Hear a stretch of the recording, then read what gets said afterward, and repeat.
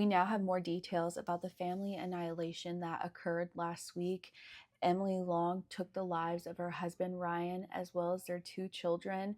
Their 3-year-old was left unharmed in the home for 15 hours before someone came and found them. Emily had been working for a company called Wingett's. It's a restaurant chain. She had been with them since 2018. On June 18th, a bookkeeper was going through all the business finances when they came across several handwritten checks directly sent to Emily's bank account. Upon further investigation, the bookkeeper and the owner realized that about $600,000 had been taken from the company, sent directly to Emily. This started long before her husband was ever diagnosed with cancer. That same day, the owner approached Emily about it and asked her to see bank statements because she had no explanation as to what was going on. The owner asked to see 3 months of Emily's bank statements, and she supplied those to him on August 5th. However, after contacting her bank, they had been doctored and manipulated, and all the information was not there. So the owner, trying to work with Emily, asked if they could meet at the bank on August 11th to go over it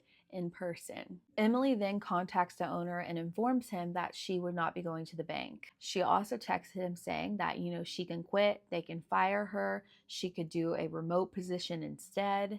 But at this point, the owner realized that he was going to have to turn this into the police, and so he filed the police report on August 11th.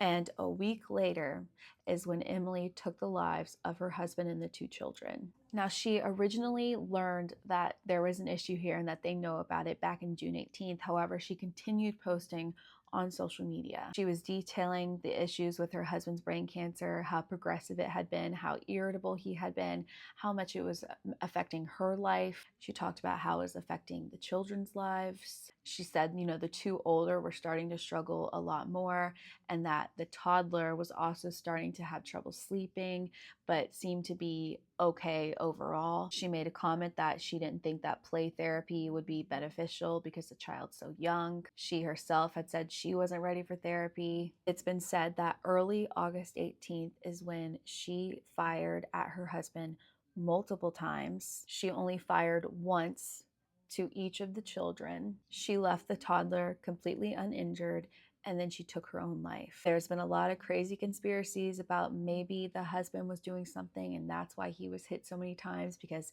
she was trying to stop him. The police can figure all of that out, and at this point, that is not the case. She said many times how she didn't know how she was going to survive life without her husband, how she would keep going, how could she be a single parent with a single income, and then on top of that, embezzlement charges were on their way. She took all of their lives before the police could finally arrest her for it.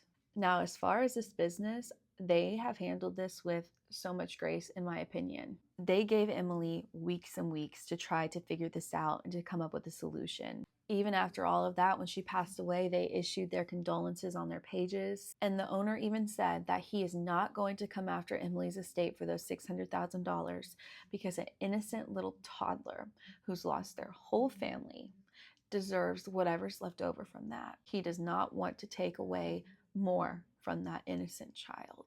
Her husband, Ryan, had an aggressive form of brain cancer, and it clearly was weighing a lot on all of them.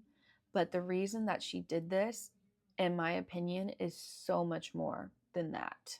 No one should have lost their lives at her hands. And if for some reason that she just couldn't keep going, you don't hurt anyone else.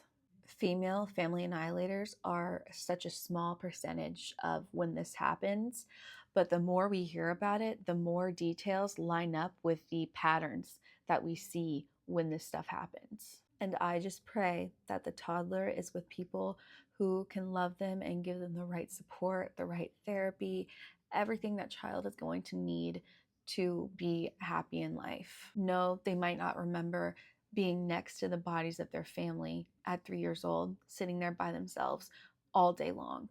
But the body never forgets. Your body never forgets that type of trauma. None of this should have ever happened.